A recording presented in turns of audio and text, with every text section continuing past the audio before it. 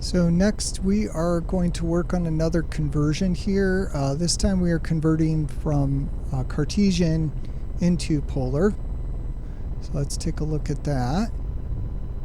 So we are given x is -1 and y is 1. We want the angles.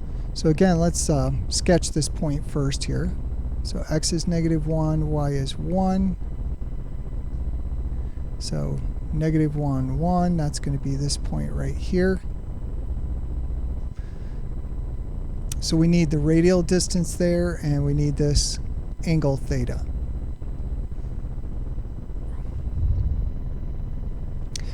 Or, depending if you give a negative radial distance, you could want this angle theta here. So first of all, r squared is x squared plus y squared. So r is going to be the square root of -1 squared plus 1 squared. So square root of 2. So now we need to work on that angle theta, and we know that tan theta is y over x. So tan theta is y over x, so that's going to be 1 over -1, which is -1. So tangent of theta is -1, and that happens at, let's see, it's going to happen at a multiple of 45 degrees. So this isn't going to be 40, this will be 45 degrees here, but this one here, that's going to be actually 135 degrees. It's going to be 90 plus 45.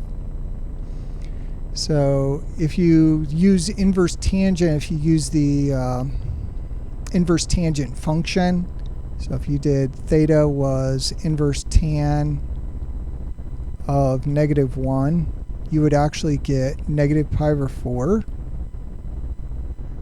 which would be down here. So this is -pi/4. But we want to use the opposite angle, okay, which is going to be -pi/4 plus pi, so it's 3pi/4.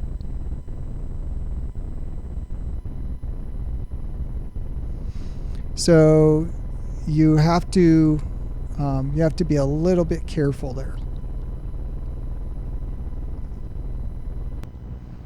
So this is actually going to be, or this angle up here also has inverse tangent of -1, and that's positive 3pi/4. And we want this one here because that angle has x less than 0 and y greater than 0. So our theta is √2, 3pi/4. So you really kind of have to draw the angle to narrow this down to which one it is. Okay, so try WebAssign 10.3, problem number 3.